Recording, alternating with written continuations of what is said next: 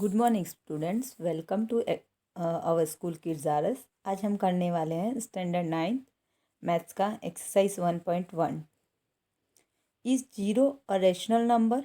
Can you write it in the form p q where p and q are integer and q is not equal zero. तो यहाँ पे कहा है कि क्या जीरो जो होता है वो एक रेशनल नंबर हो सकता है और क्या हम उसे पी क्यू फॉर्म में लिख सकते हैं, जहाँ पे पी और क्यू जो है वो एक इंटीजर होंगे और क्यू जो है वो जीरो नहीं होना चाहिए। तो रेशनल नंबर क्या होता है पहले हमें ये समझना यहाँ पड़ेगा। तो हमें पता है कि कोई भी नंबर जो पी क्यू फॉर्म में हो, पी अपॉन क्यू के फॉर्म में हो, ओके, जिसमें न्यूमरेटर और डिनोमिनेटर दोनों होते हैं, ओके, उसे हम रेशनल नंबर कहते हैं। तो यहाँ पे हमें कहा है कि क्या जीरो एक रेशनल नंबर हो सकता है? तो हाँ, जीरो एक रेशनल नंबर हो सकता है। तो जीरो रेशनल नंबर कैसे हो सकता है? तो हमें जीरो दिया गया कि जीरो जो है वो न्यूमरेटर है। अब जीरो के नीचे अगर हमने वन लगाया तो वो रेशनल नंबर हो गया, क्योंकि इसमें यहाँ न्यूमरेटर भी है और डिनोमिनेटर भी है। हमें पता है जो रेशनल नंबर है वो पी क्यू फॉर्म में होता है, ओके। तो जीरो जो है वो रेशनल नंबर हो सकता है क्योंकि वो पी क्यू फॉर्म में बन सकता है कि जीरो जो है वो न्यूमरेटर है और उसके नीचे हम डिनोमिनेटर कुछ भी लगा सकते हैं। सेकंड, इसमें ही पूछा गया है कि क्या आप जो है इसको जीरो को पी क्यू फॉर्म में लिख सकते हैं? तो हाँ, हम पी क्यू को जो है जीरो को हम पी क्यू फॉर्म में लिख सकते हैं। तो वो इस प्रकार हो सकता है, जीरो जो है, जीरो का पी क्यू फॉर्म इस प्रकार हो सकता है: 0.1, 0.2, 0.3, 0.40, 0.39 एक्सेट्रा। कुछ भी हम लिख सकते हैं। जीरो के नीचे कोई भी हमारी जो है होल नंबर कोई भी हमारा आ सकता, नेचुरल नंबर हमारा कोई भी आ सकता है, ओके। तो और यहाँ पे जो है हमारा नीचे का जो क्यू है, डिनोमिनेटर जो है वो जीरो नहीं है।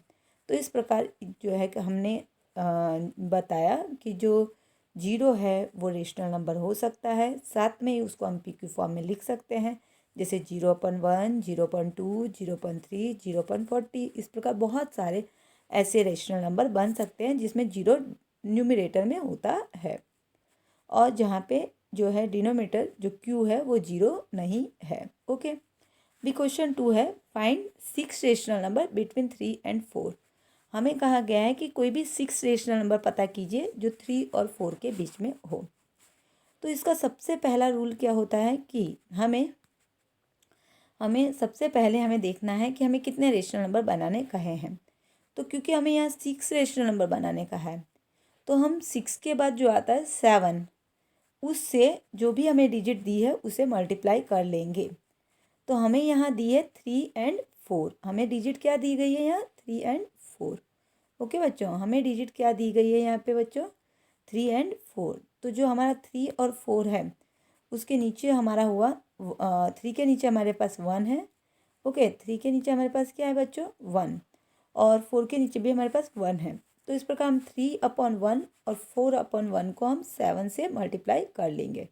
किससे मल्टीप्लाई कर लेंगे? 7 से, क्योंकि हमें यहाँ 6 नेचुरल रेशनल नंबर पता करने हैं। तो 6 के बाद कौन आता है? 6 के आफ्टर कौन आता है? 7।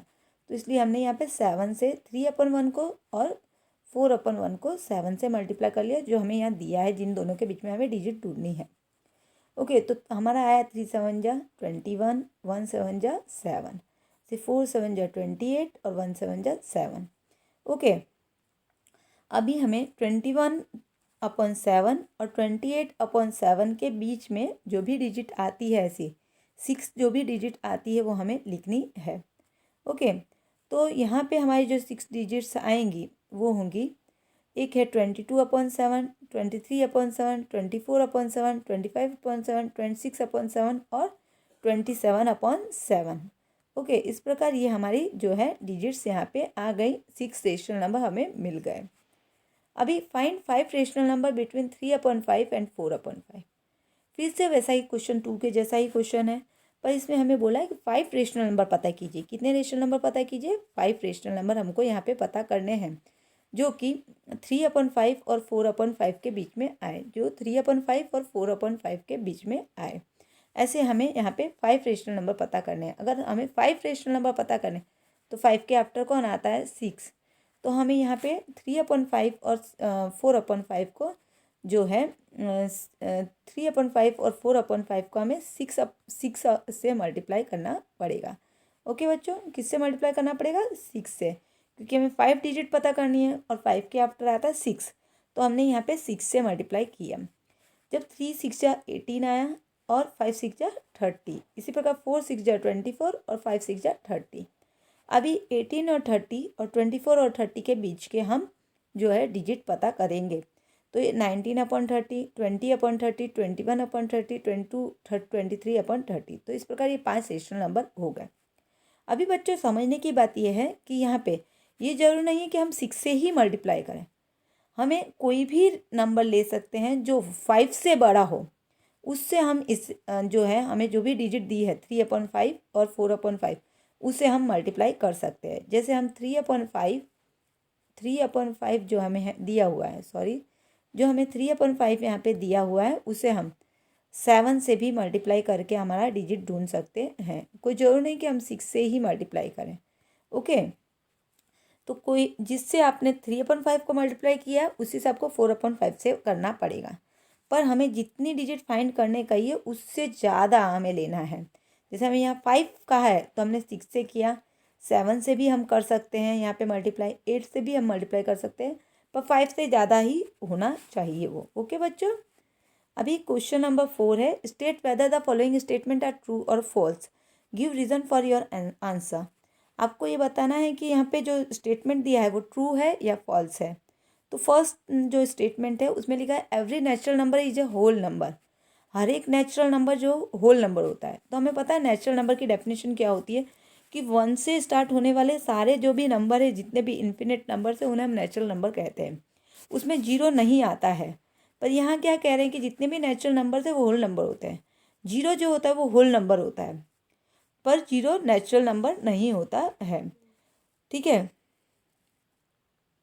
तो इस प्रकार जो ये स्टेटमेंट ट्रू है, क्योंकि हमारे पास तो जो है सारे के सारे नेचुरल नंबर है वो होल नंबर में आएंगे। ओके, क्योंकि सारे के सारा जितना भी कलेक्शन है हमारा 1 से लेके इन्फिनिट तक, वो सारा का सारा हमारे होल नंबर में आ जाता है। ओके, क्वेश्चन इसी प्रकार यहाँ पे क्वेश्चन 2 दिया हुआ है। क्वेश्चन 2 में पूछा है every integer is a whole number, क्या हर एक इंटीजर होल नंबर हो सकता है। तो हमें पता है कि इंटीजर्स जो होते हैं वो नेगेटिव नंबर्स और पॉजिटिव नंबर्स दोनों को कहा जाता है। ठीक है, जैसे पॉजिटिव नंबर और नेगेटिव नंबर दोनों को हम इंटीजर्स कहते हैं। ओके बच्चों, जो भी नेगेटिव नंबर है हमारे पास, जैसे -1, -2, -3, ये, और पॉजिटिव नंबर होते हैं वो भी इंटीजर्स होते हैं, 1 2 3 4। पर जो नेगेटिव नंबर्स होते हैं, ओके, जो नेगेटिव नंबर्स होते हैं वो होल नंबर नहीं होते हैं। होल नंबर में खाली पॉजिटिव नंबर्स ही आते हैं।